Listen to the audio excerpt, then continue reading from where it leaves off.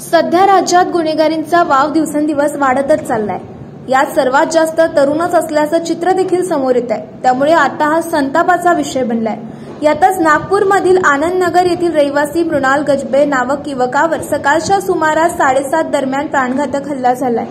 सूत्रांनी दिलेल्या माहितीनुसार पहाटे 7:30च्या दरम्यान 5-4 युवक मोटरसायकलने सवार होऊन फिर्यादी मृणालवर बंदुकीने हल्ला करण्याचा प्रयत्न केलाय। या हल्ल्यात तरुणांवर 2 गोळ्या देखील झाडण्यात आल्या होत्या।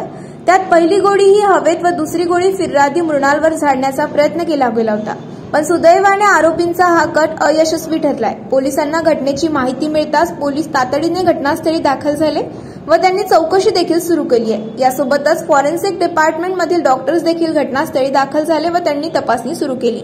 या गुन्ह्यात आरोपींवर कलम 307, 389 अंतर्गत गुन्हा नोंदविण्यात आलाय।